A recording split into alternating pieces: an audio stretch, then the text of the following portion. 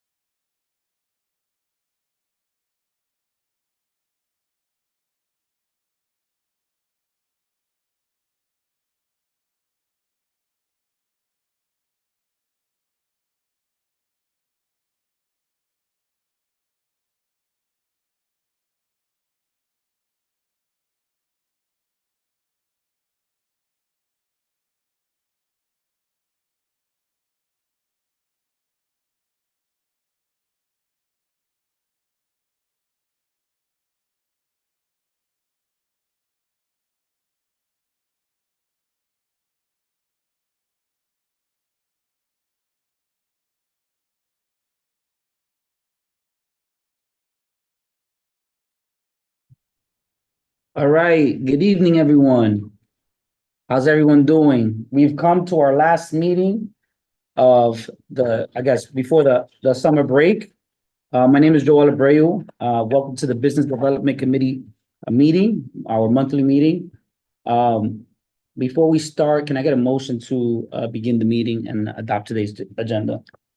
Motion to begin? I got a motion from Radia. We got a second from Alexis.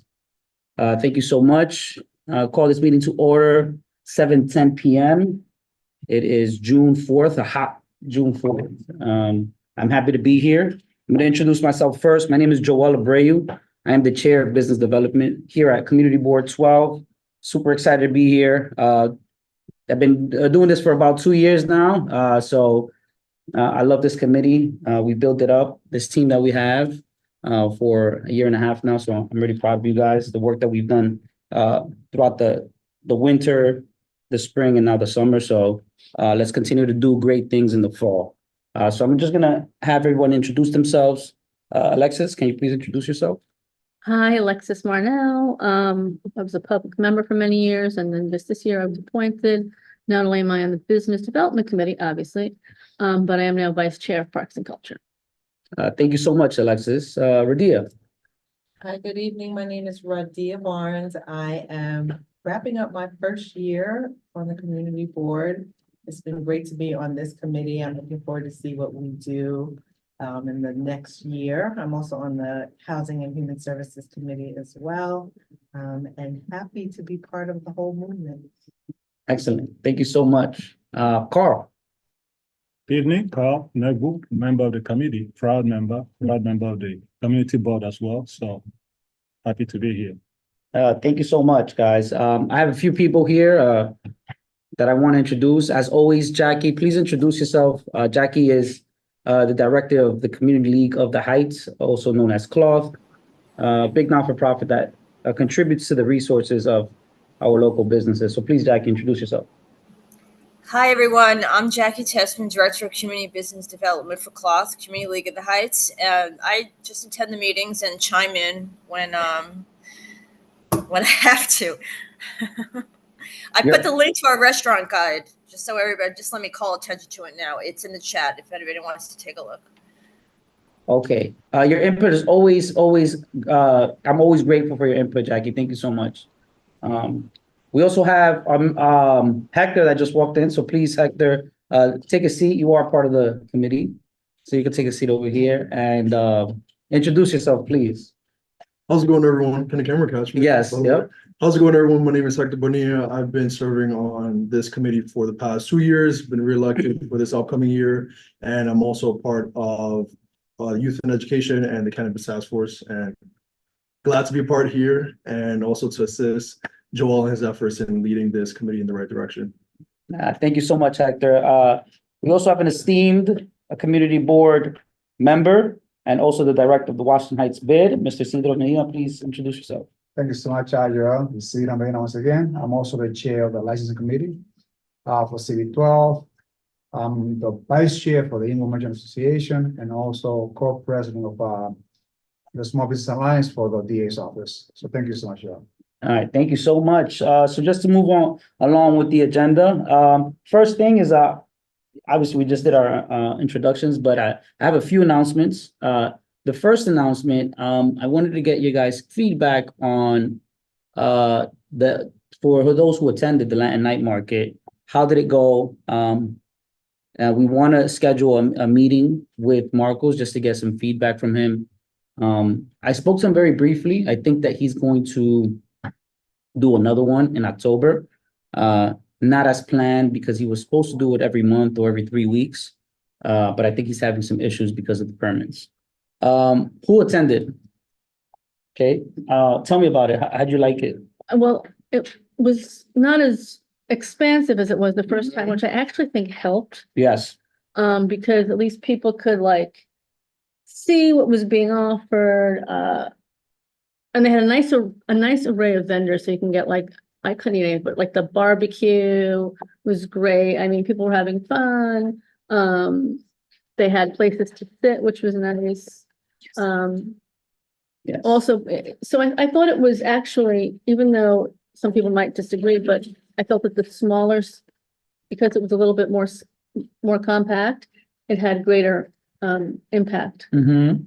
Yeah, I feel like it was a good thing. There were a lot more vendors. Yeah. I think it was the attendance was up, which is what we want, right? We want to increase the revenue of the local businesses with that type of event. And also lend out some exposure to those buildings, those businesses that may not have a retail location. But I thought it was pretty good. Well, it went well, smooth, no public safety issues. Kudos to Marcos. He runs a tight ship. He has a good team. I look forward to maybe doing one more besides the one in October. But we're gonna have him on. And I want to, give him feedback when he does come on. Anything else about the Latin Night Market? What were the hours? 4 to 10. Oh, okay. 4 to 10. But yeah. Good sponsors too. Yes. They opened up Quisqueya Plaza. He worked with Susana and in Quisqueya Plaza, which opened them up to having more space closer to Broadway. So that was good. Okay, moving along. I've been saying this, and I'm gonna say it till I'm blue in the face. And this is the last time I'm gonna be able to say it. October 3rd, big day. Dining Out NYC, the applications, any businesses that you guys know, that have a roadway cafe, a sidewalk cafe, it's August 3rd. Now, no, August 3rd. August 3rd. Excuse me, That's August the 3rd. last day. That's the last day to apply. You and Bruce. Sorry, I'm late. No, you're good. So August 3rd. Whoever doesn't have it and who doesn't apply for it, their last day to take it down before DOT's enforcement side of things come in is November. DOT doesn't have a robust enforcement agency, so I expect the enforcement is gonna be slow, it's gonna be complaint driven. But we want to make sure that our businesses, again, I've said this again, you know, that they're aware of what's going on. So November is their last day. They have a few, a warning, and then you get subsequent fine and then a bigger fine after that. So we want to make sure that they apply if they want to keep their roadway and sidewalk cafe. So August 3rd. August 3rd. All right, moving along. Before I move along, though, Bruce, please introduce yourself. I know. Bruce Robertson, All right. and I'm sorry to report that Kayla's Restaurant is closed. Which one? The Peruvian chicken place on 159 and Broadway. Oh, yeah. There's a big sign that says, I just saw it too. They closed. Hi. man, just shoot me in the heart. Wow. Why did they close? Why? They just put the sign up that says, Well, oh. it could be reopened themselves. You know the ownership? Yeah. Yeah, they have a place uptown, but. Yeah. You don't know that they're It was out a of big- business. huh? You don't know that they're going out of business. In that space, Yeah. in that Okay. space. They've only been there a couple of years. They own locksmiths as well. Yeah. They own what? Locksmith. Oh, I thought it was Great operator. That's Chelas? Yeah. Are we talking about Chelas? Oh, with Chelas. Right, but this didn't work, apparently. No, Wait, Chelas is, Wait, Chelas is closing? Chelas. you're talking On about, 159 and Broadway. oh, Chelas is closing? No.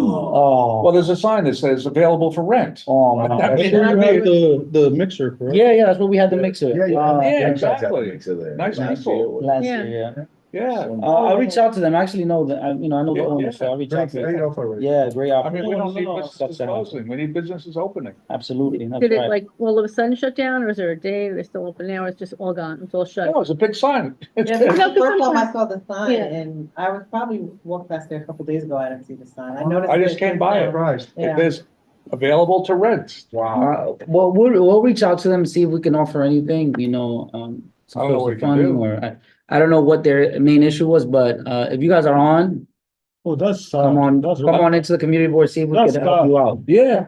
Just to move the agenda along, I participated, speaking of resources, not participated, but I went to the, Small Business Expo Yeah. in Pier 36, right?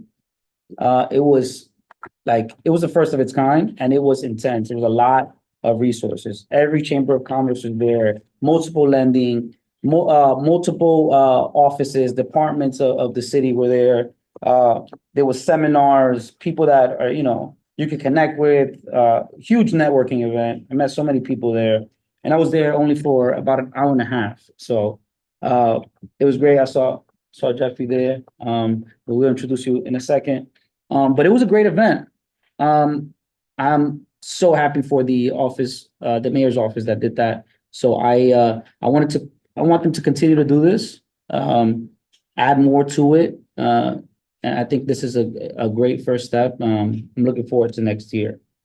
Now that we're moving from May was Small Business Month, and we're transitioning into June. This is a special week for the scalable businesses of New York. Today is this week is New York Tech Week. And now New York Tech Week is mainly for, those businesses here in CBIT 12 that are doing applications, are doing machine learning, more on the hardware.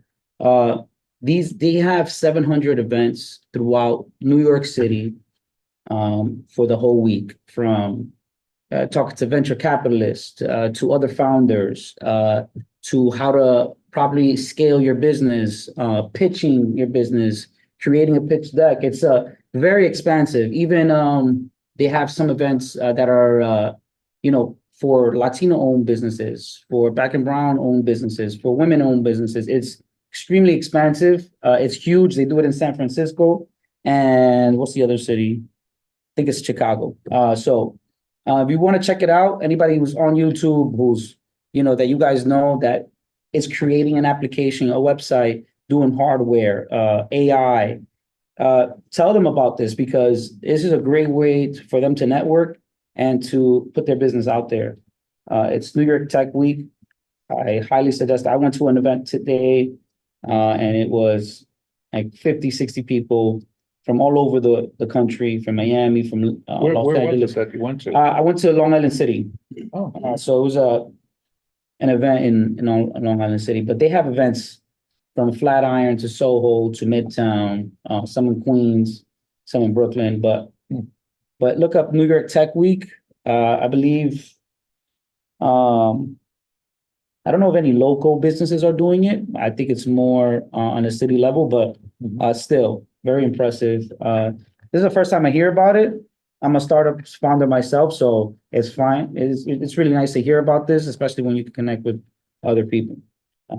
So just wanted to quickly mention that. How did you learn of it? Huh? How did you learn?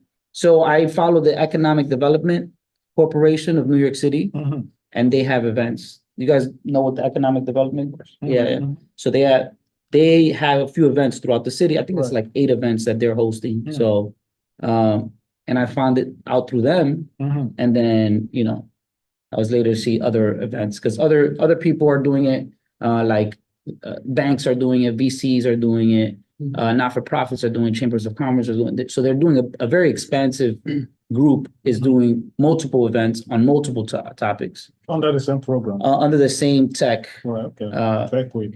Yeah. So, Hmm. but yes, look it up, New York City Tech Yeah, Week. that will. Yeah. But yeah, just wanted to mention that. Joel, do you know if any events are happening up here in Washington Heights? No, so we had a few events last month for Small business. Small Business Month. We had the Dominican American Chamber of Commerce had an event. Were you able to attend that? I don't think it was you guys. It may have been I was you. there. You were there. They had an event which is also full of seminars, Right. connections that you can. I wanted to go, but I just couldn't. It was during the work day. But maybe we can hear Jeffrey tell us a little bit about it. But yeah. This is one of the things that we try to do in the committee.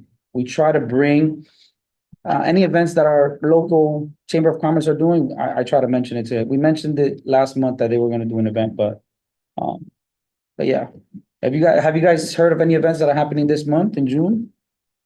Yeah. Yes, there was the Juan Pablo Duarte Festival. I Wait, what? was I was there. That was amazing. What was that? Well, Juan Pablo Duarte Festival. What's it about? Jam-packed with people, local businesses there did really, really well, particularly the restaurants.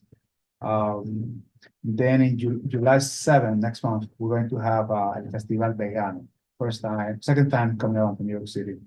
It's going to be jam-packed on St. Nicholas from 193rd coming down to 170th Street, And that's July. 7th. So, And I also attended the Hive, the business in the high. Yes. Shiva. By I Yeshiva. was there, lots of resources. Yeah.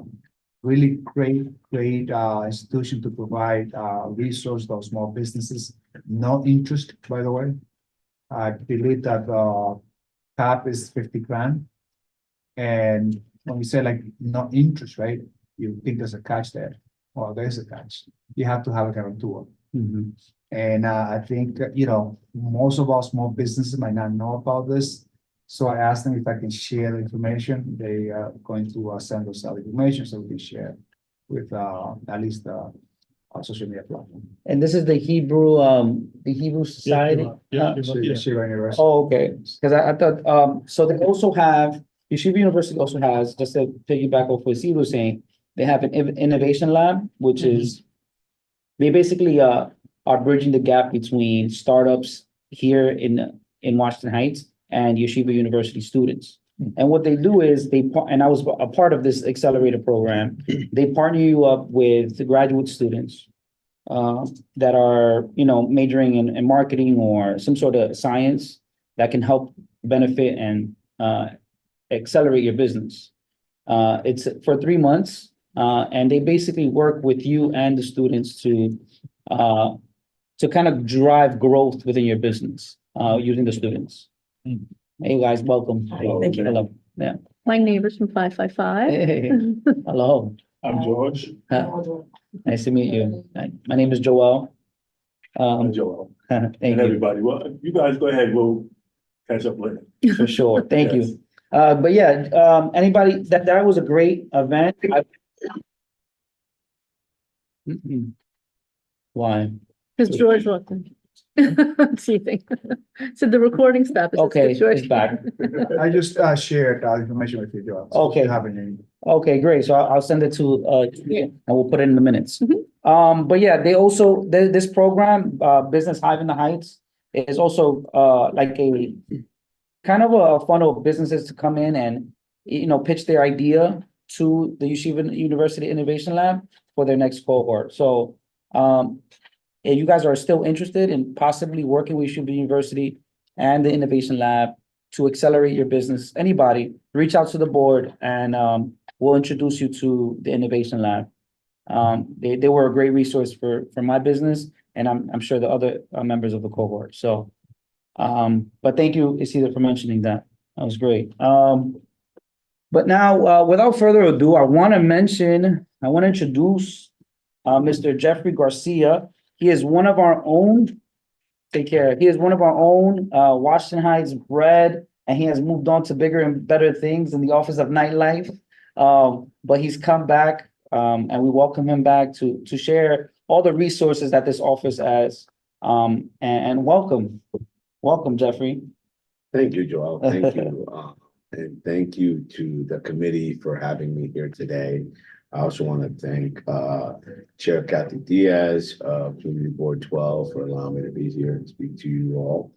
And my dear friend here, Isidro Medina, who I respect and work very closely with, throughout the years. And obviously got to know him in this work. And we really, and more so even during COVID, right? Really, because that's when the community needed us most, right? And businesses needed us most. So it's really been a pleasure to grow in that relationship, not just professionally, but personally as well. And so thank you. And, as you said, born and bred, I was born and raised by Dyckman, an academy and Post Avenue and Post Street or Avenue. It's Post Avenue. How can I not remember? Post Ave. Post Avenue, right? Yeah. Right on the corner there, I lived in a small little 1-bedroom apartment that my mother, when she came here, was able to get into. So like many of the kids growing up in those days, I knew what it was like, single mom, having to deal with getting public assistance from the city, having to go to the store with coupons, little booklets and stuff, and the impact that had. But you know what, my mom, and having 2 young boys back in the 70s and 80s and the 90s, wasn't easy, right? In this neighborhood, this neighborhood is beautiful now, right? Compared to what it was back then. There was a lot going on around here. So I'm really happy to see where this neighborhood is now, how much it's grown and how much of its own have really reinvested back into to these neighborhoods, right? And Dyckman specifically, with a lot of the folks that I grew up with, opening up businesses there. So I'm really happy to see where we're at. A little bit about me. I, at an early age, knew I wanted to get into law enforcement. I saw a cousin of mine, who was like a brother to me, that lived on Nagel, become a cop in 84, following his footsteps. So in 94, I got into the police academy, eventually rose up the ranks and became and retired as a first grade detective in the Organized Crime Control Bureau. I worked specifically doing a lot of work around narcotics all across the city and the tri-state area. So really enjoyed my time there at NYPD and the work that we did. Obviously, during that time, you know, we had a real big problem, you know. I know we look back at it now and say the war on drugs is good, bad, whatever, you know, but you know, we grew up in these neighborhoods and we knew what it was like, and you know, it wasn't easy. So, you know, that's a conversation for another day. I retired, always loved the restaurant industry. So opened up a place in Riverdale, the Riverdale Kingsbridge area with a high school friend of mine, that we're still friends till today. It's called Mon Amour Coffee and Wine. And then my wife got involved with me, and now she actually is the one that runs the business, especially once I took my current role. My wife is the one that runs the business. We eventually ended up trying to, right before COVID, and then COVID happened, tried to open up a place in Watson Heights. We did for a little bit, but it was tough. Right next to this place, what's the barn, the one that you just mentioned a little while ago? Kayla's? Oh, no, not Caleb, but the people that own Caleb, remember the Locksmith. Locksmith. We opened up right next to Locksmith. We tried to do a fusion there with pizza and then the coffee, and it worked out for a little bit, but then, you know, it was just tough during COVID. There wasn't that many people walking through there. The scaffolding there wasn't good at the time. It was like, so it was tough. But then, again, my wife is very focused. She ended up opening up in Yonkers, and now, you know, she has 2 places and looking for more. So as a stakeholder, I understand what businesses go through as well. You know, I understand the difficulties of having a business in New York, dealing with a community board, you know, because we have a beer and wine license, what that means, what it means to businesses. So, you know, I come at it with a good perspective on that end as well. And then around 2015, 2016, around there, with other business owners, we started an advocacy association called New York State Latino Restaurant Bar and Lounges, which now Sandra Jaques runs. She's the owner of Il Soleil on Dyckman, and she's the president of that association now.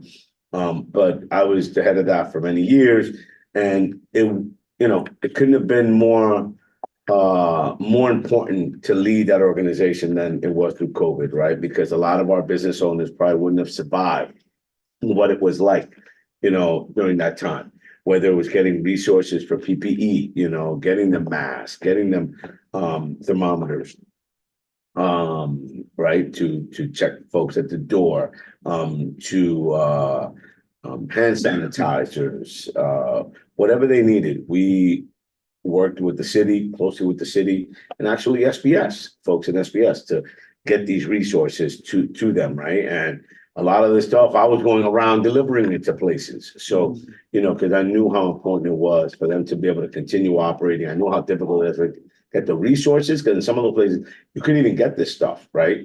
And the city was able to give it to us for free, and we were able to pass that on to many of our businesses across this city. So I was very happy about the work that I did there. And then now, in October of last year, 2023, Mayor Adams appointed me as the executive director at the Office of Nightlife. At the time, the office was in the Office of Media and Entertainment. But we already knew the office was going to be transitioning into small business services, because we realized, and you know, even before I got there, they realized that there was a lot more synergies with being under SBS than it was under MOAN. And because of resources, right? That we can bring these resources together to really help businesses even more, right? Which we'll talk about in a little bit. And the Office of Nightlife is a non-enforcement liaison between the city and the industry, right? So we're the inside cheerleaders of the industry, right? But coming into this role, I also understand the need that there needs to be a good relationship between the community and the industry, right? and especially community boards, right? Because especially when it comes to businesses around nightlife and liquor licenses and things like that, you know, we got to make sure that, you know, everybody is on the same page about how important that is to the city, but also how also that industry needs to be respectful of the communities that they're in as well. So within my purview are bars, restaurants, nightclubs, live music venues, lounges, performance spaces. And we understand the importance that CBs play in ensuring that nightlife operators are responsible members of the community, like I mentioned. So I'm here to share some information on that. So the agenda on the slide, well, I guess we were on the previous slide. You know, one of the things we do is support business development. So this is why it's important to be here, right? And recovery, because a lot of businesses are still recovering from COVID-related things. I mean, there's still businesses backed up with rent. There's still businesses that owe, you know, money. And there's still businesses that had to take loans out, SBA loans that, you know, they're having a hard time paying back, you know, but they needed to take that money just to be able to even be here today, right? Improve quality of life, right? Working with these businesses, doing quarterly nightlife meetings across this city to talk to them with NYPD and other agencies about, you know, what we need to do to make quality of life, not just for them, but for the communities better. Promote safety, equity, and harm reduction. I'll talk to you about some of the programs we have, like Narcan behind every bar, things like that, to really, you know, help our community, because war on drugs is over, but there's still a certain thing like fentanyl that's really killing a lot of our communities. And, you know, that's one way to really help. So I'm going to need your guys to really push that message to businesses of the program that we have. And elevate and preserve the nightlife culture, because listen, you know, we may not want to hear this, but there's a city that never sleeps. Does it mean that, you know, in every neighborhood, you know, you should be listening to music all night long and your kids got to go to school? No, but I mean, part of the code is, it's why we had 63 million people come to New York, right? Because this is the greatest city on earth. And it's why this year we may get almost 70 million people coming to New York, right? Because again, this is the greatest city on earth, the diversity, the nightlife, the restaurants. I mean, that's what it's about. And it's how can we get more people now to come up to Washington Heights and Inwood to really enjoy the culture that there is up here, right? So we'll go to the next slide with some of the programs. I'll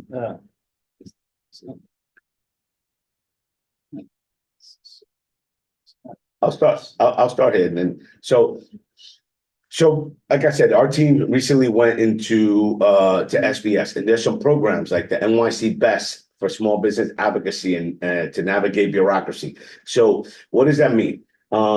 You reach out to us, we connect you to a best team advisor, right? And let's say you open up a restaurant, and right before you're opening up that restaurant, they can come and do a free business inspection on your business. So these are folks that in the past have worked either at DOB, have worked at DOHMH, so understand what the rules and regulations are, so that once you open up, you are in complete compliance, right? And how important is that, right? And it's free for businesses. So I want to make sure that businesses really understand that they have resources within the city. Yes, you got to do a little work. You got to reach out to us. You know, we're doing the outreach, but you still got to reach out to us and say, oh, hey, I'm opening up. When can we schedule something? And we can get that going, right? But it's a free resource.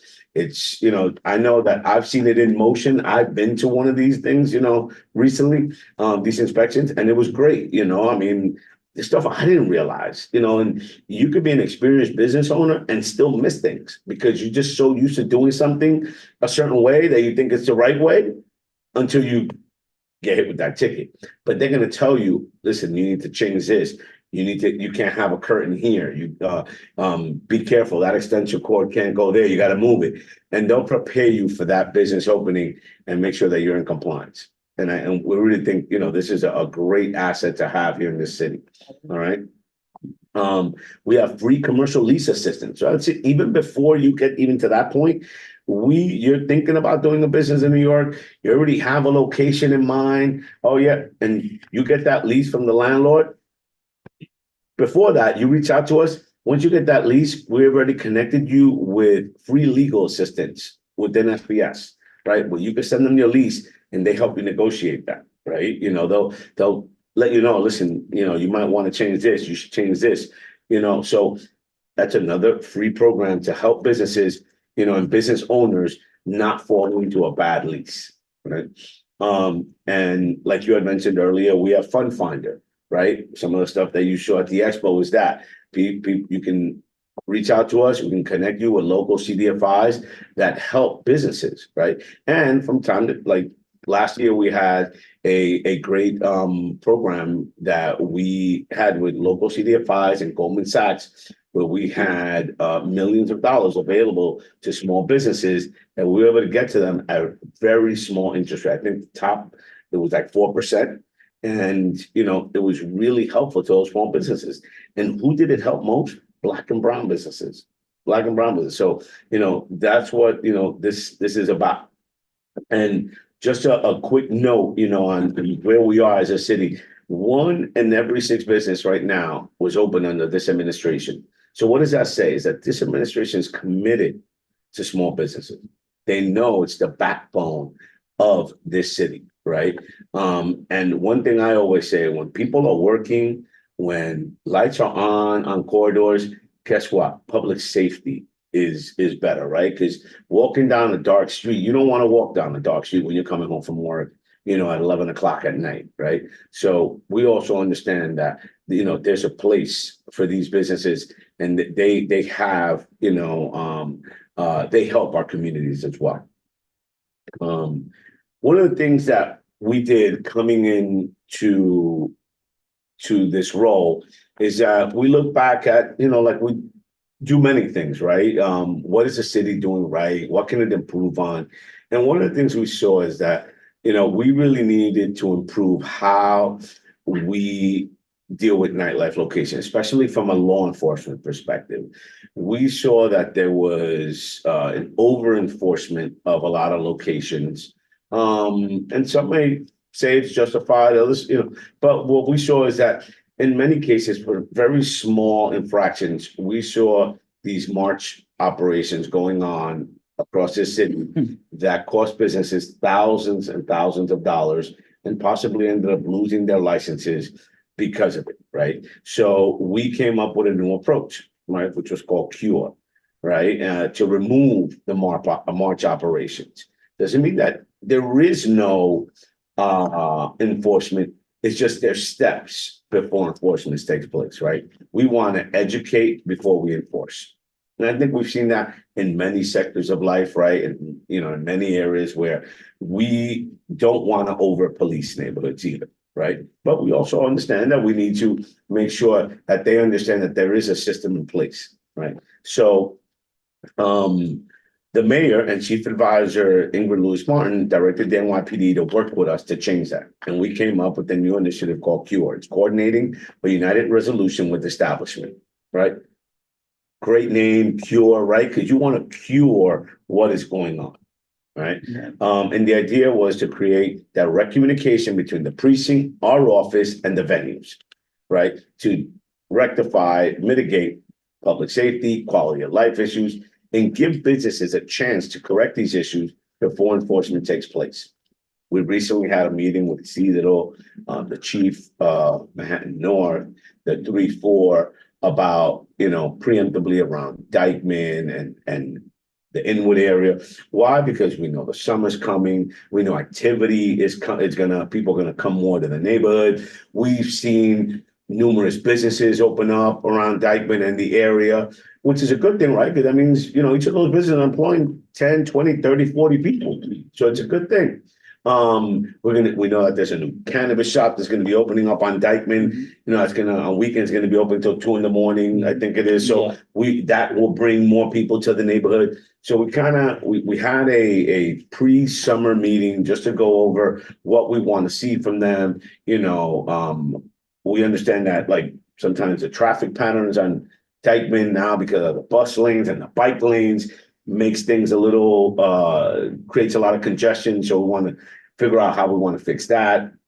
We want to figure out how businesses communicate with each other, right? If a business threw a person out because that person, is causing trouble, how do they not get into another business, right? So again, it's about communication, and that all started because of CURE, right? Because we want to educate these businesses, and we want to let them know that it's okay now for you to call 911 or 311 if you're having an issue. There was a fear back then that if you call 311, you call 911, not 311, 911, because you needed the cops to come because, somebody's causing a problem in your business, that would negatively reflect when you come to the community board, because the community board see, oh, you got 5 911 calls, you got 100 311 calls in your business. And sometimes what we've realized in some of these cases that a lot of these 311 calls are usually from 1, maybe 2 people that may have a grudge to fight with the business. Maybe it's legitimate. And we're here to rectify that, right? We're not automatically saying that. We're just saying, we're going to look into it and we're going to speak to the business, because sometimes these businesses don't even know, right? And the same thing with the 911 calls. We want to make sure that they understand that it's okay and it's not going to be held negatively upon you when you do that, right? Because again, at the end of the day, what the cops want is not to have issues, right? And they want to get bad actors out of places. So we're really happy with the way it's going. We already have had over 100 CURE cases across this city come to our office. So we're doing the outreach to these businesses. And the good thing with that is that I think the city has realized, and, we're going to get more resources to help with this, because they see that the program is working, right? But like I said, it's important to note, there's not a free pass. It means enforcement can happen, right? You meet with us first, you meet with the special ops lieutenant, and, we tell them what the issues are. If we see nothing's been rectified in the next few weeks and there's some issues still happening, it's almost like you get called to the principal's office and, okay, we're going to meet with the CO of the precinct. The CO of the precinct tells them, listen, we heard you had a call already. This is what's going on. We need to make sure you rectify this. You got to make sure you fix it. If they don't fix it, we're still having issues, guess what? Then enforcement will take place based on what that issue is, right? What we're saying, though, is that we're going to rectify that issue.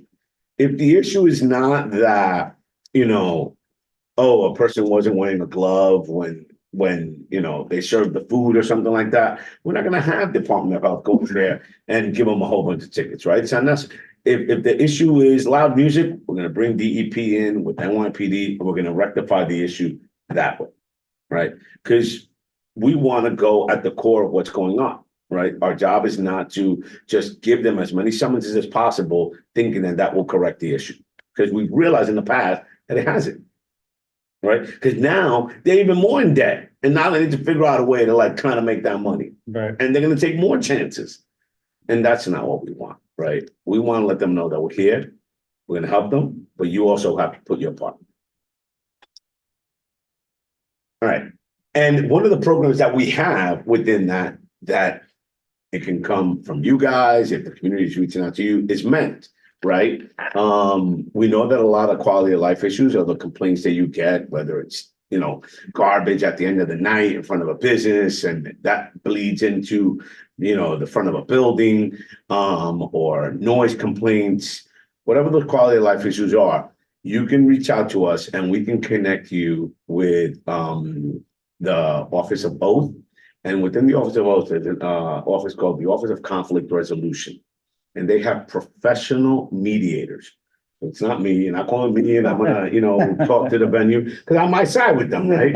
And we're not gonna necessarily want you to do the mediation, because you can probably side with the community, right? And, as you probably should, right? But we have a professional mediator that doesn't have skin in the game here.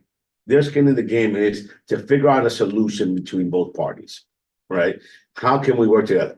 In many of the cases that we've seen, especially around noise, it could be just moving a speaker from the back to the front or to the center.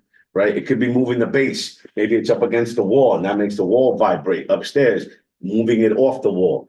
Maybe they need to put some soundproofing right around that so it doesn't bounce off the wall and go up. So this is what I'm talking about. This is stuff that you don't necessarily know that, right? At the moment, you may get a complaint, oh, but the music isn't loud, but you can still feel the bass, right? So this is what it's about: is having that direct communication and understanding that these businesses do want to work with the community as well, and the ones that don't, again, will be handled accordingly.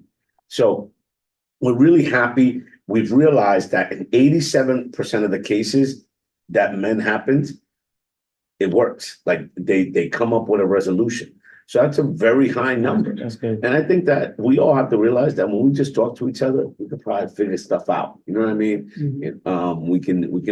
We can just say, okay, do this, or yeah, that volume is fine. They'll go downstairs and put up the volume and then call you. Okay, no, I hear it. Okay, lower it a little bit. Okay, I don't hear it anymore. And that could be fine for the business, and now it's fine for the upstairs. So we understand that stuff like that works. We have, next slide. We have night school. It's nightlife industry training and education. And again, this goes back to that. It's, educating the industry. And we have these webinars quarterly or whenever it's as needed, especially when new things are coming up. Like I know you mentioned, dining out. Dining out's a big thing right now, right? We fought really hard as advocates before I got into this role to make sure that we were able to keep it. I know in dealing with that process, many community boards were against it. It was tough.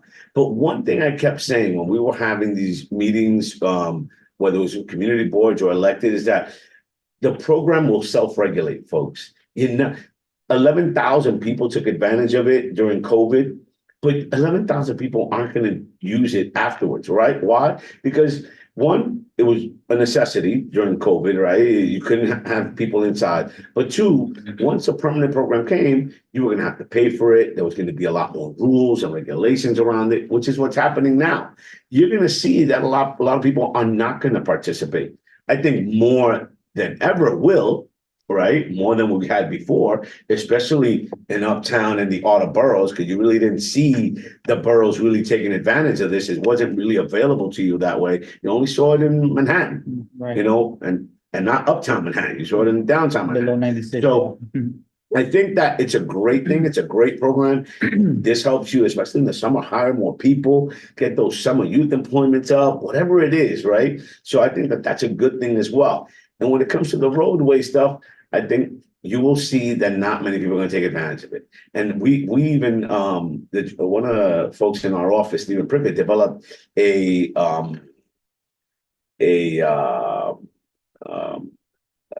like a numerical number of sheet for it, where how many people can you sit there times what's your average ticket, and you could see if it's even worth it, because now you're gonna have to pay $11.50, plus the square footage. So before you know, it's going to cost you $5,000 for something you're going to have to put up in April and take down in November. Yeah. Is it worth it? And I think what we'll see is that you'll have more parking spaces. Yes. Because I think a lot of folks really won't take advantage of it, and the folks that will, there's the beauty of it, will use it appropriately. You will be able to sit there. You will be able to enjoy your meal. You're not going to just see, storage and stuff like that, because it's not going to be enclosed or anything, any of that stuff. Moving on to Narcan behind every bar. This is an important program that was started. And just so you know, even though it says Narcan behind every bar, this is something that's going to be available to every single business. So it's almost like Narcan behind every business, or every counter. We want to put this out there. And by having Narcan behind every bar, I just want everybody to understand, it's not like people are just dying inside bars and nightclubs either, it's just not what's happening. But we understand that, this is a place where people gather and probably are more free and want. So we want to make sure that people are prepared. This is like having a first aid kit. This is like having a CPR kit behind your bar. It's something that you have in case of an emergency. And it may not even have to do with your bar. It could be somebody out right in front that may need it. But the fact that people know that bars and restaurants or every business has something like this behind their counter, we understand it's important. So we urge you to reach out to us so we could set up businesses with this program, right? It's all administered through the Department of Health and Mental Hygiene, DOHMH. They'll train the staff in the place. And if we can get enough people together, they'll come in person and do it, and then give them the free Narcan kits. So, it doesn't cost a business anything. There's no liability. If you administer this to someone who's drunk, they'll just be a drunk person with Narcan in their system.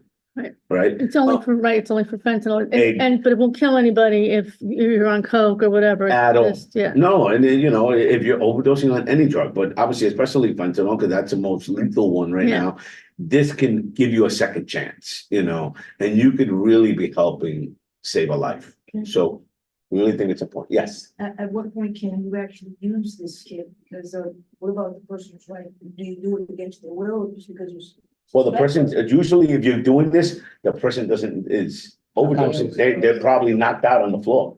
So they don't even, Only I mean, it's the only case you would. I mean, other than that, you really wouldn't know. Because usually the person would be going through an overdose. So very important.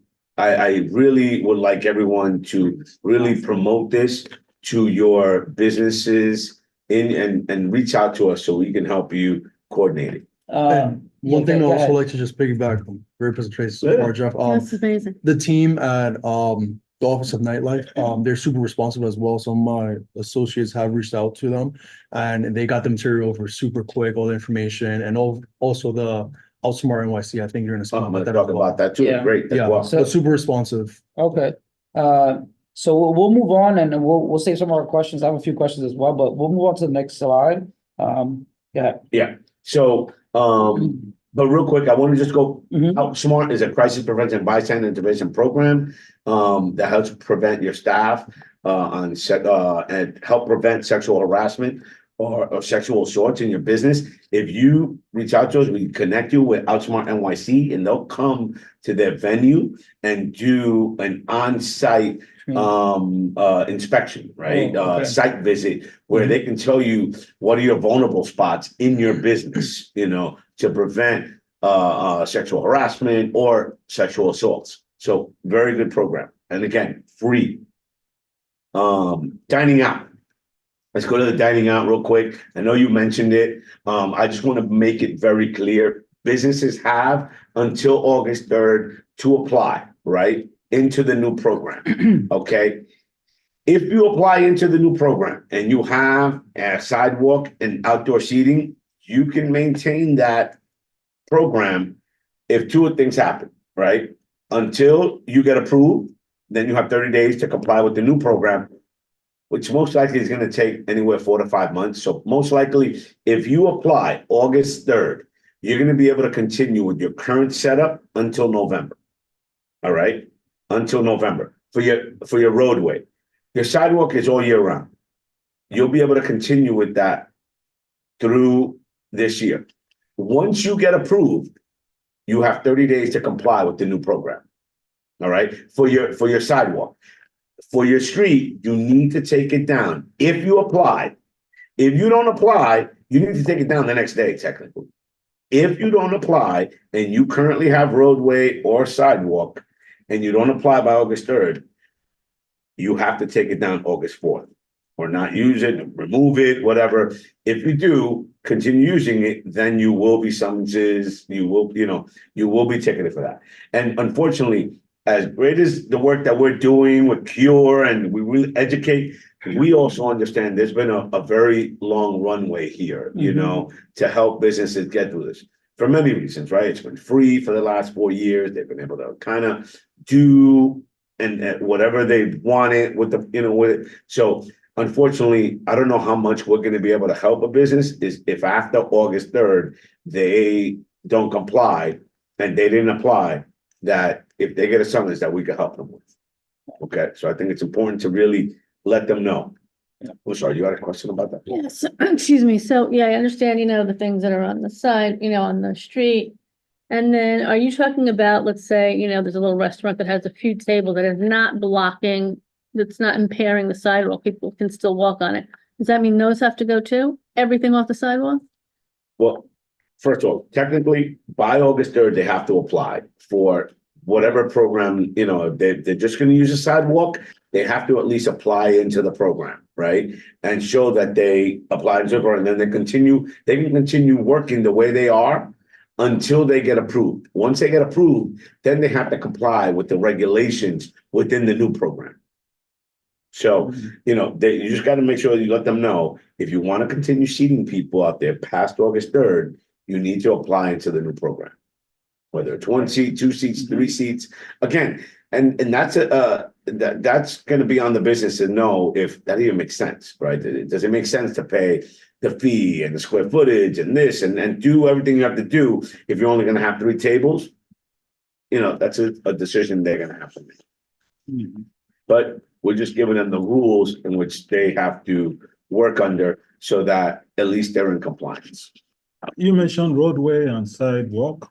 Yeah, because the roadway in front of the parking spaces, Right. you saw that throughout COVID, people were able to set up tables and outdoor dining areas in that area. That program is going to continue as well, as long as people comply with the new regulations by applying by August 3rd. And then once they get approved, they have to comply with the new regulations Usually, for both roadway and sidewalk. usually the roadway is on the roadway. They Mhm. usually have a cafe there or near the building line. Roadway or floating, because like let's say Dykeman, if you want roadway, you're gonna be in the floating parking spaces. Cause you see that there's a bike lane between the sidewalk and And the road. the floating parking. That's where the outdoor dining would be if you want roadway. So that's where, in that case, that would be. And then the sidewalk will continue being on the sidewalk. Okay. But there are a lot of regulations behind with the way things are now with corridors and different it's the program is easier, more accessible to people. You don't need to pay an architect to do things, but there are other little things that you really have to watch out for, in terms of signs, if you're on a corner, like little things. So, I mean, you really have to go through the program, through the website, but we can be helpful at SBS if people, are applying and they need some help, we can definitely give them assistance. Okay. But in terms of my presentation, that's it. But I do want to comment real quick. I know you asked me about the Dominican Chamber event. It was a great event, great resources. I actually was on a panel that had to do with the importance of relationships in business. Whether it's a relationship with your community board, whether it's a relationship with your community or other businesses, and just kind of what that means to a business owner. But overall, it was a great event. I only was able to stay there for my panel that I was moderating, and then I had to leave. But I know the SBS commissioner there, and there were other commissioners from other agencies from the city. And from what I gathered, what they told me afterwards, after they debriefed that they got a lot of great responses. So they're doing some really good work and helping businesses. Also, just want to let everybody know, obviously this month is PR Heritage Month too. There's going to be a lot going on this weekend. A lot of Puerto Rican flags flying around everywhere. The Puerto Rican Day Parade. It's a lot of fun, and there's going to be an event at Gracie Mansion. So it's going to be a lot of fun here in the city. We also know this is Pride Month, right? And if you have any LGBT businesses, I know it's kind of late notice. If they don't already know, there's going to be a big event tomorrow, kind of just at NYPD at One Police Plaza around, just Pride preparedness, in case, God forbid, there's any issues or anything like that, out of business. So if there is anyone in the community that give them, I'll leave you my card today, tell them to reach out to me today, tonight, doesn't matter. I can give them the information so they could show up tomorrow, at One Police Plaza, and I think that, especially if they're a business owner, I think it's, great for them to take advantage of it. Do you work with the Human Rights Commission? Because one of our board members, CVTL board members, is in charge of Pride Month and a lot of events around the city. Yeah, we work with all the agencies, but we could definitely connect them with community affairs, the folks that work for the mayor's office, on all LGBTQ issues. So, we could definitely connect. Daryl. Yeah, Daryl, yeah. Okay. Well, give Daryl my number. Yeah. He should be there tomorrow. That's Yeah. Yeah. if he he'll doesn't probably be already there. know, because I know they've Yeah, done I'm sure some he already does. real participate. outreach. Yeah, he does. I think he goes to like he has to be like every event. Yeah, I think he does know about that Yeah. event. Okay, Well, what great. type of event is it? Is it like what type of event is it? Jose, you want, what's the actual name of the event? I would have to look it up. Or Francesca? I'm sorry. Which event? The LGBTQ event tomorrow at NYPD. What's the name of the actual event? Oh, it's called the LGBTQ briefing. Oh, he'll be there, yeah. Yeah, NYPD briefing. And it's basically just to prepare businesses, God forbid, an event or something, what to look out for. If they're getting any threats, who they should call, obviously, 111 or police, but what to watch out for. And it's just, a preparedness. It's not making everybody, there's no anything specific going on, but we just want to make sure that people are aware of what to do, right? Let me ask you this, if you Yes. don't mind. What's your relationship with Office of Media and Entertainment? We're no longer in that office. Are you following into it, or No, we're no longer in that you're office. carved out of it? Yeah. Mhm. We are now under small business services. Let's be. I came into that office when I first got appointed, we were in Okay. that office, Mhm. but we were transitioning into small business, I see. services because we understood that there was more synergies between that agency than media and entertainment. All right, but they housed us there for 5 years since the office started. So, we owe a lot to them. The office grew, and it really did really well under the previous director. And I just want to acknowledge my team who was on the call, Jose and Francesca. They've been with the office since the very beginning. So they helped me a lot in really coming into this role. So, but we also understood that it was a better fit under SBS. We have more resources available to us there too, in terms of manpower. So it's a lot more helpful to us. Right. And the other question I have is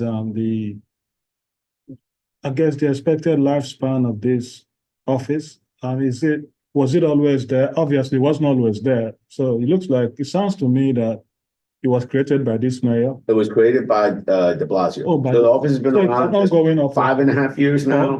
Okay. So the office is going to be there forever. Okay. We're going to do a great job. We're going to grow it. We're going to continue doing outreach. So it's not there's no an ad hoc thing. Oh, rather. No.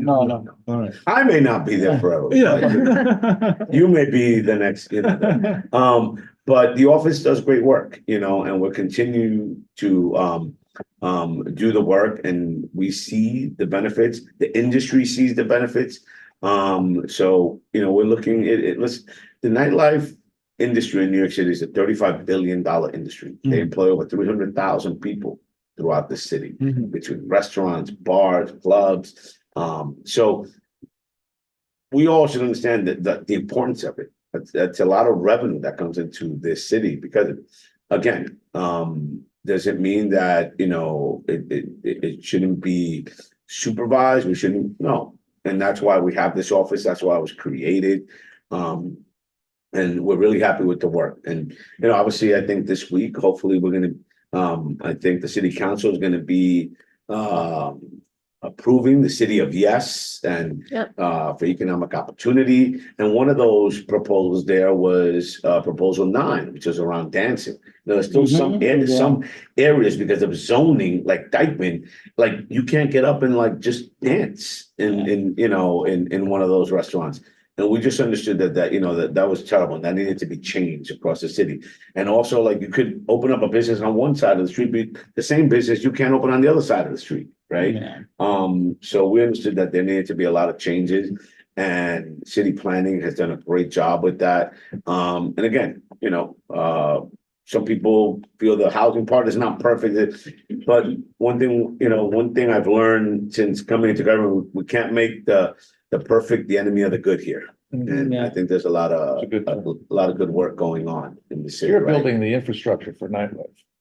Well, I mean, there was an infrastructure there. We're building upon that. Right. We're making a skyscraper out of You're nightlife. taking it into the next generation. Well, we hope so. I hope that the work that we're doing, again, the way I look at the work that I'm doing here is not just about, you know, while I'm here, it's about what can we create so that 20 years from now, we're continuing to build on this work that we all have done, right? So I'm really happy with where we're going and the outreach that we're doing to businesses. And I hope that to remain, you know, continue working with all of you. We obviously understand the importance of community boards, right? But a lot of times there's been a lot of friction between the community boards, whether it's licensing, whether it's the We general. see it from a licensing perspective, which is CEDRA brings us license renewals and things and noise abatement and stuff like that. So we see the problems that people bring to the community board. And we don't see the big picture of how you're going to lay the groundwork for people who want to open new ones and keep Correct. going. Correct. But you're trying to set a structure for the future. So if you follow these rules, you're going to be successful. Yeah. But you're also providing advice to these businesses because they get hit by every different agency Yeah. under the sun. Correct. Health and police and this one Correct. and that one. And I think when I first heard about this, I think it was, I met Francesca at an event. When I first heard about this, it was because you guys serve as a liaison We're the liaison. between all these agencies. Right. And really side for our local businesses. So I'm glad that, Bill de Blasio did open up this office.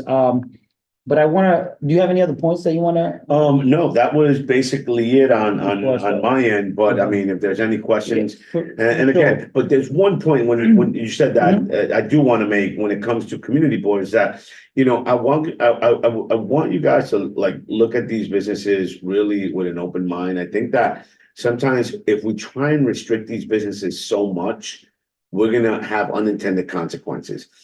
I've seen it happen across other areas of the city where they want to only give businesses, they put all these stipulations, you got to close at 12, you got to close at 1, and at the end of the day, like I said, people, whether you're here visiting or you live here, people are going to go out. So all you're going to do is move them from one area to another or move them underground. Because then people set up, little parties in basements and stuff like that. At least in these nightlife places, we can regulate it. We can actually educate them. We can't go and educate an underground establishment, that's not licensed. We can't work with them. The only person you have to deal with that is NYPD. DP can't go and regulate an unlicensed establishment. You know who they're going to ticket. So DOH inmates can't, do that. The only people is NYPD, and the NYPD's resources are tight. That you want them doing the real work, right? Fighting crime, right? Not going after, underground bar, right? But this is what happens, I think, and this is what I've seen. And this just, again, my humble opinion is that look at these things before we give all these stipulations. Understand, I think we should give businesses a chance. If you don't behave, then we take back. Right. But initially, let's give these folks come up with a business plan. They wanna open up a business. They want to be responsible. Let's give them a chance to, because if not, I think what that does is then people, they close at 1, they're going to go somewhere else. And, and it also puts them at an unfair advantage if other places around them are open till 4, because now they lose out on the business they had to give it to somebody else. So it's just a point I wanted to really make. Yeah, good point. And I'm on the licensing committee, and we always stress that, we want to give, especially new operators, a chance to really prove themselves, give them limited hours. And then if they prove to be successful, then, we really, this is the life and blood of Washington Heights and Inwood, so we want to give them a chance, make sure that the ambiance is right, and then. But that's what I'm saying. I Yeah. think giving them a chance is, if they want to be open till 3, let's go. If that's what you want to do, okay. Are you going to be responsible? Are you going to do this? Yes, okay. You're going to have security. You're going to make sure that people, okay, great. Now, if you don't, we're going to take back from Right. you. Because what happens is, especially with the backlog at the State Liquor Authority, it's easier to take than it is to Yeah, gain. Because right now, they go in to put in method of operation change, they get an extra hour or two because they've been good. They've been good, and you guys are taking them 8 months just to get that. Oh, wow. So, again, but it's easier to take away, Okay, so, just be mindful of that. I'm just saying, Yeah. please, again, I'm not telling you how to do your job. I'm saying, be mindful of sometimes the unintended consequences of, putting these stipulations in place with businesses. okay. So just wanna, before I move to questions, just give them your contact info. I know you have Yes. it up there. As you see there, nyc.gov/nightlife is the website. Our email, that's a general email to, that goes to me and all our staff, is nightlife@sbs.nyc.gov. And the social, which you guys should all follow us, don't write that down, open up your phones, because then if you write it down, you're gonna forget. Open up your phones, it's at NYC Nightlife Gov, at NYC Nightlife Gov. And you can always reach us through there as well. I monitor it, my team monitors it as well. So, again, obviously, for anything quick, always reach out to us there, but, email and my phone is 917-562-0131, 917-562-0131. Or always catch me, somewhere uptown, somewhere, typing over there, Oh, yeah, no, I mean, tons of spot, but let me open it up I have a few questions, but I wanted to Yes. open up to the committee. And then, I would open up to the public as well. Any questions from the committee? No? All right, It's a I great have, presentation. yeah, Thank you. yeah, Yeah. that was great. So I have, I'm gonna take it easy. I have four questions. So, just to talk about the CURE program, so is there specific officer assigned to nightlife activities? I know you mentioned a special officer. Is there- Special ops lieutenant. Usually, the special operations lieutenant in the precinct is in charge of all special operations, which falls under restaurants, bars. He usually works at night, usually 6 to 2, 6 to 4 in the morning. So we're usually going to get complaints from the SOL, but in some cases it may be the NCO, that works in the area. So it could be the officer, or it could be either the sergeant, lieutenant that works in the special ops office. Okay, good. So how do you, In this case, just, yeah. in this case, in this precinct, Castillo is very hands-on. Yeah. Inspector Castillo has my number. He's very hands-on with a lot of the businesses, he's just that type of leader here. So we have a lot of direct communication with him, and also with the Manhattan North Chief Ruel, because again, folks that I knew, I didn't know Castillo, but I did know Ruel when I was on the job. So I mean, there's a lot of direct communication. If there's any issues right from them as well. Okay, good. Yeah, I know, Mr. Castillo comes to the license committee sometimes. But yeah, he's very hands-on. So for these programs, for BEST, for CARE, for MEND, how do you initiate this program, right? If you're a business, you want to initiate one of these programs. They actually call me the chief of department's office. Yeah. Boss, I'm in a CB 12 meeting. Can I call you as soon as I'm done? All right. All right. Gotcha. I'll call you. We'll do. I got you. Yeah. I'm sorry about that. No, you're good. So how do you initiate these programs, right? These BEST, CARE, MEND programs? Well, what's the first step if I Well, the want first step is, folks should just reach out to us, and then we'll ask them, what it is that they're doing, and then we can connect them with the right team. If they're looking for that initial commercial lease assistance, that's the first start, right? But it's that same pipeline, right? Okay, commercial lease assistance, then, you can deal with the best team to get your permits, help you get permits. Whether it's with DOHMH, Department of Buildings, whatever the permitting process you need to go, they can help you with that process. And in most cases, we can help businesses open up at half the time than them doing it by themselves.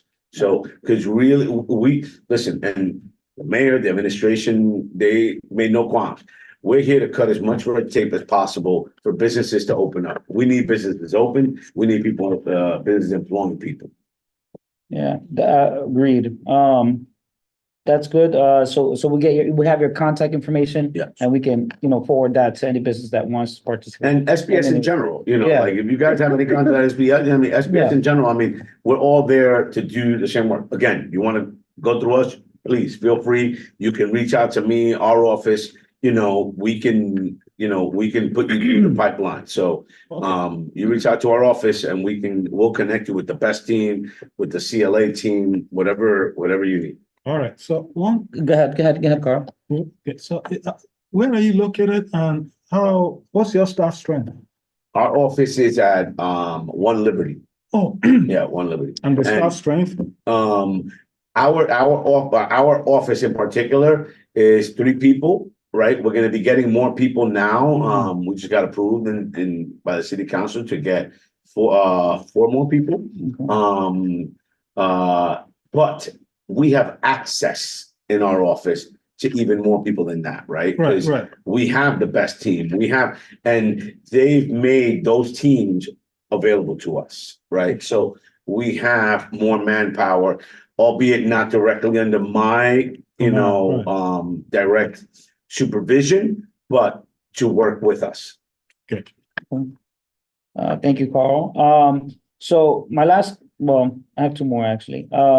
The Narcan training, the Narcan, is there training that you guys provide or just offer the Narcan? No, we don't provide it, but it's provided through DOHMH, Okay. right? And it's a short, maybe I think 20, 30 minutes, and it's just basically showing folks how to administer the Narcan, right? Okay. And again, and then they provide the Narcan Okay. to the business. If we do it in person, they bring it and they give it to you. If not, if you do it through the webinar, the training, then they'll mail you the Narcan. And also too, On Point does it. On Point does it, yeah. I know that. Yeah, now it's a lot of, there's a lot of providers out there that do it. Just, one thing, make sure that nobody should be paying for this, they should be getting this for free. Yeah. And again, the city provides it completely for free. Okay. So just to mention quickly, the City of Yes proposal is being done through our land use. And we're actually making a proposal, they're making a proposal, not a proposal, a resolution, this coming month. So, I don't know if you guys the committee knows, but Tomorrow, the meeting. yeah, it's tomorrow. All right. So my last question is there anything that the office, needs from us, from the community board, anything that we can support, in regards to the office? I've heard this office, I was really excited for you guys to come, and you guys are doing great work, especially, protecting our small businesses. So is there anything that from the, Outreach, if there's folks that need help and they just are not aware, just let them know about us. We want you, to, and I can leave you guys some pamphlets or stuff, that you could give to businesses when they come here, so that they become aware of what our office does. And outreach, okay, and, we'll get, each of the committee will get your business And card. then, with licensing, just make sure that. You guys, we're doing our best Yeah. over there in licensing, we very, very rarely, in licensing, and Cesar could tell you, we would deny people only when they have a really bad history, like NYPD or the 3-4, the 3-3, like second, third offenders, but we're usually really good. But our office is here now, so we So, can, yeah, yeah. you guys can also reach out to us. If you got a place that you're aware of that is an issue, reach out to us and, we'll we can get cure cases from you guys as well. Okay, All right. that's good to know. All right. Any other questions from the committee? Any questions from the public? So what if, an establishment decided not to take the Narcan? Are they held? It's not mandatory. It's not mandatory. We don't believe that making it mandatory and put another mandate in on top of everything else that businesses have to do. We didn't want to have to do that. This is a completely voluntary program, but we are encouraging people to really take advantage of it. Doesn't cost them anything. It doesn't mean, like I said, that people are just, falling all over the place and inside our businesses, but you want to really be prepared in case, something does happen, whether inside or outside your business. I've got a little question on that. Yeah. So over the summer, place I work for Classical Theater of Harlem, and I'm in Marcus Garvey Park every single day. So I learned how to administer Narcan, but now we have On Point on site with us. One of the people at my job said I couldn't administer Narcan because it wasn't in our general liability insurance, but that's not true, right? Isn't there a good Samaritan law that if you Yes, see, yeah, okay. yes. He was afraid we get There is. sued if I administered Yeah. Narcan. Jose, are you on? I mean, I know Jose Frank has worked very closely with that, but there is a good Samaritan. So no, it's not something that you can get sued for, and again, No, it's- like you said earlier, really there is serious. just no. If you administer Narcan and it wasn't that they needed, it has no effect on Yeah. them at all. Well, if you do it terribly negligently, then you could face liability, but otherwise, Yeah. generally, you're okay. The office of your team is on, by the way. Yeah. Jose, are you there? Hi, no, it's Francesca. Hey, Francesca. Okay. Is there anybody from, I know Tanisha, you're on, Jackie, I think you're still on. Any questions, for Jeffrey?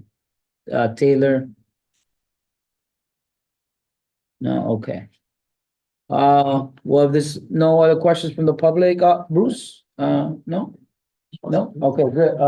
All right. Thank you very much. Thank you so Thank much, you. Jeffrey. I My pleasure. really appreciate it. My pleasure being here. We'll do our best to reach out, here in the committee. We do have a general board meeting. I would love to, if you think that, coming to the general board Yeah, meeting, that'd be wonderful. That'd be- would be good as well. I would definitely come and do the same presentation and, They only give you a So, couple minutes. I think they give you, 2 minutes. oh, okay. Well, yeah, it's hard to do that in 2 minutes, Yeah. but just to kind of let them know, listen, the office exists, like. Yeah, you can Hey. come up. And here's where to find. There is an yeah. office of nightlife, reach out to us. Our general board meeting is the 25th. I'll get your info and I'll contact you, but they give the chair. I give you my call. No, I don't have it. Text me on it, Yeah, I'll text and you. then I'll forward you my personal number too. Okay, sounds good. And yeah, so I also reach out to, in the general board meeting, I do a presentation of what we discussed to in the committee. And I'll discuss with them what we discussed here and about the different programs. But Awesome. yeah, but thank you so much. It was my pleasure. I appreciate you coming back to your ground roots here. I love being up here. So we Love the appreciate it. community. We appreciate it. But yes, any other questions for you guys, from you guys? No? Okay, good. Any new business? I know that we have residents here. Alexis mentioned that you are starting a new business. I want to hear more about it. Interesting, yeah. Working on a business and. Well, Not exactly new. Right, not exactly new, but I wanted to make sure you guys get all the information on different services that are available to you. okay, great. Maybe less than a week after the governor shut the state down, we were in the process of signing. Yes, that's okay. We had just closed on a lease that is now Pizza Hut. And Oh, wow. it was, On Amsterdam? yeah, On Amsterdam and, at 198. okay, And to tell you that it was a heartbreak for us is, I can't even really get into it. But we're wholesale bakers. And we used to have, we actually bake from 2 locations in the Bronx. Bronx is very good to us. Manhattan was very difficult to get things started. With the kind of business that we had, we grew too fast. So we were a wholesale business. We used to sell, Harlem Children's Zone, 7 different Whole Foods locations. On North, we had a whole Northeast, Whole Foods deal. So we had a lot of great dealers. So for us to leave the Bronx and come over a couple of blocks away from home, was just like, it was perfect. And it was the old Wilson's building, which was, even more. So, you know, Legendary. Exactly, Yeah. location in, and that's the building, but. So, fast forward, you know, we had to start a couple of other businesses in order to stay afloat until we can get back into the co-packing side of the baking business. We still have our customers. They're still calling us and asking us for product, but we can't deliver under the circumstances that we produce right now. So we have to find another location. And I want to get trying to get some insight on where we can find funding, number one, because that was another thing that we lost. And then when the state closed down, we had a funder that was funding the whole project for us. So that new location was going to be developed with new machinery. It would have been not a 24-hour location. It would have had 24-hour access for us to do certain things, but we were staying open until like, I think it was like 9 o'clock or 10 o'clock, we were making a deal for. And it was a 20-year lease. The guy who was giving us the lease, I'm gonna make this short because I know you're cold and tired. The guy who was giving us the lease, turns out was the guy who brought Krispy Kreme to New York in the Village years ago. So when we did our proposal to make a pitch to the owner, when he saw that Krispy Kreme was one of the inspirations for us to create our business in the first place. Example, windows, we wanted to set up so you can actually see the manufacturing of the product. And it was right across the street from the school. It was a perfect location. We're on 158. 158 now. Okay. So Pizza Hut. Oh, okay. Right. Yeah. I'm down the block. So, So yeah, I'm sorry. No, it's okay. So, you know, of course, we would like to find another location in the neighborhood. But one of the biggest problems that we have now is funding. Yeah. So we want to try to get an idea, and maybe you guys have any ideas or anything like that we can tap into. I would, my first question would probably be, are you guys on the manufacturing side or on the retail? Manufacturing. At what scale? Like, at what scale are you guys? Oh, God. Pallets. Just selling Pallets, the whole I mean, food. We were doing only wholesale to establishments, Right, so schools, you figure- restaurants, cafes. So we Okay. figure on a low month, you're talking. I mean, this is on a slow month, you were talking like maybe about $20,000-$30,000 a month So, in cookies and granola. okay. So there is right off the top of my head, the city of Yes, we talked about it earlier. There's an initiative in the city that it's gonna open up retail locations and rezone them for small scale manufacturing. Obviously, this is for the actual implementation of this program is gonna take a while. I'm just giving it out there, just you know, give you some hope in the near future that usually if you're manufacturing, there's zoning regulations that you guys have to follow. You could manufacture here, but you can't do it here. The City of Yes initiative is going to change all that because obviously businesses are revolutionizing where we can do a small scale brewery or small scale roaster here, right? At a retail location. So one of the things is manufacturing baked goods. So that's something to look forward to maybe in a year or two when full implementation of the City of Yes initiative is you know, it's on its way. Now, in terms of like places, you know, where commercial retail locations are available that you can manufacture these goods now, I would go through Cloth. I was just gonna say Sure, that. yeah, sure. Cloth is. You know, Von Senate? Yeah. Yes. Yeah, Yeah. so you go to Cloth and they really have a good pulse on, you know, how, what leases are up or They were who. the ones Right. that told us about. I would stay in high communications with them because, you know, they're a not-for-profit that really wants businesses to be open and retail locations to be up and running. Another one is, I know you guys are further down south on the Washington Heights area, but further north is the Washington Heights bid, which is from 181st Street, well, all of 181st Street and all the Aves, and a little bit into St. Nicholas. And there's retail locations there that they're available. The gentleman that was here earlier, his name is Isidro Medina, he is the director. And their offices are on 181st Street. It's the 181. Washington Heights bid. 181 bid. Yeah, yeah, Washington Heights bid. If you want to take that, you know, research them, Washington Heights bid. It's a business improvement district. And Matt, and what Yeah. about, did you reach out to Harlem Community Development?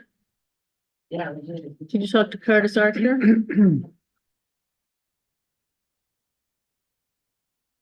No. No, how old is that? Oh, it's been around forever. It's a government entity and Curtis Archer is like the guru over there. Yeah. So it's a Harlem Community Development Corporation. And when you call Curtis, say Alexis Marnell sent you. Yeah, see that? So this is what we're all about here in the committee. We wanted to make sure that, There's an empty Yeah. restaurant space on 163 in Broadway that used to be Crazy Annie's before. yeah. Oh, Because, know what you're talking about. yeah, here's a huge restaurant Yeah, big, and it's empty. Mhm. And he's on the bid that Von Senate, I'm on the bid formation group. We're trying to do a bid from 155 to 178. And I forget his name now. He's a great guy. He owns the whole building. It's empty. And I can, you know, put him in touch with you. What's it, what's deeper than what? Broadway. It's a huge storefront. But there's a restaurant in there that's like 3,000 square feet.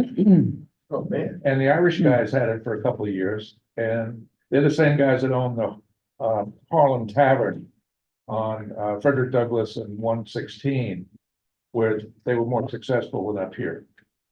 But there's a restaurant already there. You need a cooking space, right? Sure. Yeah. That's already built. So to build a kitchen, what's that cost you? Forget it. That's the business. $100,000? Oh, that's on the low side. Okay, he's already got one. Yeah, so, So the space that just but- closed on one, Huh? 159. yeah, there's just Oh, a place, Kayla's, yeah. Kayla's just went out of business. Shellas.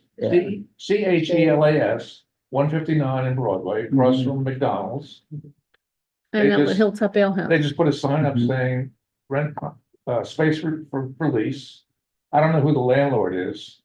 Before them, there was Boxers, Mhm. and they put a lot of money into it, and then Yeah, it's nice. COVID hit, and they got $1 million in PPP money, and they split, Oh. right? That's what happened. What happened?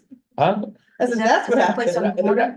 That's the place in the corner, yeah. That's what happened. That's what happened. So you may want to check that. I Yeah, wondered the they same took the thing. PPP and they split. Yeah, It's, So- it's one of the greatest things that we found when we were trying to get spaces here is that all of the spaces, every one of them, that were offered to us back then, were corner spaces. Corner spaces. yeah. Every one of them, the bookstore, the Bookstore going up, no, down, up, down. the bookstore right across the, right. Oh, the community post bookstore, office. oh, by the post office, yeah, Yeah, yeah. yeah, Oh, yeah. right, the bookstore, that was, That Yvonne set us up with that. Word up. Yes. Yes. Yeah. Yeah, Well, word up, she's doing yeah. okay, Veronica, she's okay. No? Well, no, I'm not saying anything's wrong with it. No, she's just in one of the spaces. One of the spaces that they were Before they- offering yeah. before him. Well before Yeah. I came there.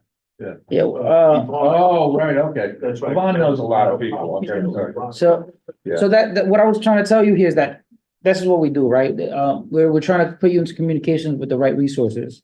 Now, In terms of funding, Fred. usually the CDFIs we work with, like UMES, require commercial leases. Just because they. UMES would be great. Yeah, UMES would be great. As soon as you guys would do a lease, what they do is that CDFIs tie themselves with zip codes or with neighborhoods. And once you have a commercial lease and you're able to show some, a personal guarantor, you have good business credit, the UMES, which is the Upper Manhattan Empowerment Zone, has great lending programs that you can take advantage of. That's the one that we usually refer to, but there's other ones, and I'll give you this. That's UMES's current. What UMES is currently offering on loans, and this is not the only method of funding. This is just one of them, right? There's usually grants that we hear about, or there's other CDFIs that are offering lending. But take that. There's his name is Moiram Espino. He is great at what he does, and he can help you out with some funding. He's on here? Yes, he's on. He should be on there. Yeah. It's Jackie. Just thinking. Jackie Test, is it Jackie Test? No, she left. She left? Oh, Yeah. I didn't know about Fred Stahl. Fred Yeah. Stahl's the guy I'm talking about. He's on our committee. Okay. So, another thing I wanted to mention is, are you guys producing at home goods now or no? No. Have you guys ever thought about fulfilling orders through like a cottage kitchen license? We're 100% vegan Okay, and organic. Organic is our main thing. okay. So sharing kitchens is like, Mm. it's like almost an impossibility for us to get the proper licensing and do what we want to do. Mm. We tried it for years, You tried, yeah. and it's a no-go. So you went to Hot Bread Kitchen. We Can't do were it hot in, bread. we were in a, incubator for a minute in the Bronx. Mm. We shared space with Zaros. That was Zaros, big. right? Yeah. We were the first We company should- to ever share space in their facility. It was horrific. It was. I wanna think about it. Okay, But the conditions were, not good. Okay, Cross contamination. So- and we're kosher ready. right. Yes, we are. We're kosher ready. We had our rabbi when we were in the Bronx, but we found out there was no need to do that anymore because, All of our ingredients are kosher. all of the ingredients are kosher. So to pay a rabbi to come in every couple of months, to really zoom up. Right, right. It's a hustle. Yeah. It's a hustle. Mm. How much square feet are you guys looking for? Say it again. How much square feet are you guys looking for? We need anything that's over 2,500 square feet. 2,500. Do you have a cap? How much space you will not I exceed? would cap on 5. Okay. Another organization that it's relatively young, is the Inwood Merchant Association. Now, this is further up. The Inwood, Uptown? uptown, well, further up, maybe like, Dykeman 207 area. Okay. This is Inwood now. So, and I don't know if you guys are willing to go up that high, but We used to be, what was it, Henshaw? No, we used to be up in Inwood. Hendricks? No, not Hendricks. or Hillside? No, No. No. Isn't Henshaw by staff? What's the? Dykeman? yeah, Dykeman. You know where it is? It's like, I can only know by bus directions. Okay, yeah. So when we're going up to uptown, to Dykeman, there's a McDonald's right on the corner, right across the street. Oh, okay. The subway, so that's, Yeah. Yeah. Dykeman Avenue. That's Dykeman, yeah. It's a park So there's a. right there. Is there storage over there? It is Henshaw, it is Henshaw. What is it? Henshaw. Henshaw. Henshaw, that's what it is. Oh, Yeah, Little, you were little up there for a women's minute. little hole in the wall for a little while. you know where they're talking about? Probably the tree house. That's a coffee shop. Oh, in the middle of. Probably. Yeah. It's a real tiny. Tiny little- spot. Yeah. Yeah, so the Inwood Merchant Association is a very new budding organization that's kind of turning into like a mini like merchant association. So they also know of retail locations in that area. There's a ton of them on Broadway that I know about right now, Broadway and 207, and Broadway 204. from Dykeman to 204, there's a lot of retail locations that are currently open. But I don't know the landlord or what the prices are like or the square footage. But I would recommend that you reach out to Inwood Merchant Association so they can help you out.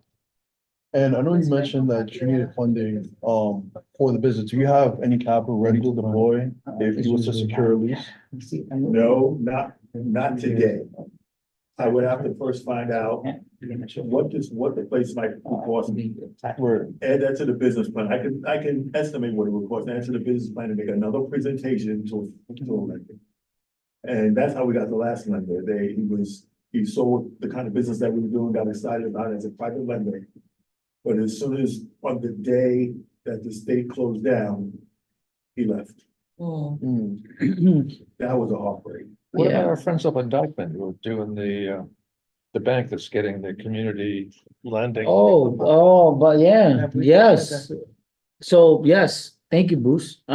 So Popular Bank, they haven't been approved yet, because They will be. they will be, but they haven't been, but, they just got state funding to lend out business loans, commercial mortgages, credit cards, all these things for the neighborhood. Lending programs for the neighborhood, specifically for businesses that are here. So I don't know who you bank with now. Oh, okay. Yeah, they're in Dykeman. So So I don't know who you branch, but now they're expanding and they're getting money from the state to Give give me to one people second, like you who Carl. need to grow a business. Oh, nice. Yeah. Okay. Go ahead, Carl. Yeah, I have their card if you. Yeah, if you, this is, which one is this? Popular Bank, And maybe too much. Okay. Oh, yeah. That's what address. Oh, yes. Huge kitchen. And Fred's a great guy though. He knows a lot of people. Okay. And you can write. You need this? And he knows No. I Yvonne. can give it to them. So just say Yvonne told me to call you, Fred. So He lives in California now, but So he's this he's is- a wealthy landlord. this is one of the commercial relationships officer over there at Banco Popular or Popular Bank. If you're not banking with them, it's okay, because they still lend out to. Right. M&T. M&T. Yeah, These two. Good guys. yeah, and so this state funding is for businesses like yourself that are Right. here. And that's the branch manager. Yeah, So they have to make loans. They have to make a certain amount of loans per year. Right, that's right. Yeah, because they're getting, $1 million, I don't know what it is. It's $3 million that $3 they're million getting from the. per year? state, per year.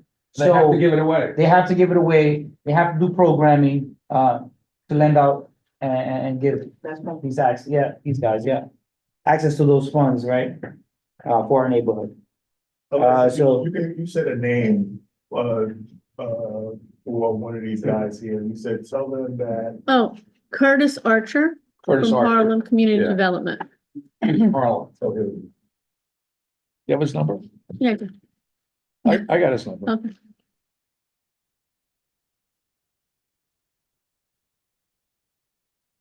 And And Curtis is Yeah. very helpful.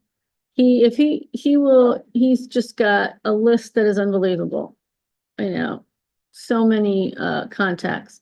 So, and he's very happy to help.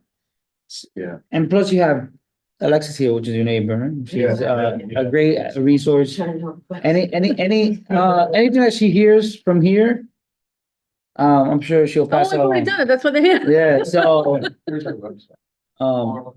let me just, thank you, Alexis, for bringing them. That was awesome. All right, so thank you so much. What's your name again? Ordra? George. George, thank you so much for visiting us. Hey. Hope, Luck with everything. good luck. Yeah. Yeah. Here at the committee, we try to, You know how long pizza Hut's business? probably 10+ years. Easy. If Right. that, yeah. So, welcome back. We're not gonna be in session till September, but maybe from now till then, we'll learn of new things. So please welcome back, Yeah, come back, We'll be back. Yeah, yeah, I mean, I think this is a great place for business owners or potential business owners to come and learn. yeah, absolutely, agreed. Okay. while Bruce connects them, So, do we have, any old business? Nope. nope. Any old business? Bruce, any old business? I didn't think so. No announcement. Announcements? You got an announcement? No, so guys, have a great summer. We have a motion? Huh? We're going for a drink, right? Today? Yeah. Oh, man. I gotta run. Yeah, I can. For the, general meeting, Oh, we'll we'll do go. that, okay. Yeah. Yeah, we have. We have a motion to adjourn. Do we have a motion to adjourn? Motion to adjourn. Motion Seconded. and second. There you go. That's why I thought Hector was showing up. Yeah, my boy is showing. Oh, thank you guys. Thank you so much, everyone. Thank you, Tanisha. Thank you, Jackie. Take care, guys. Have a good summer. See you in a couple weeks.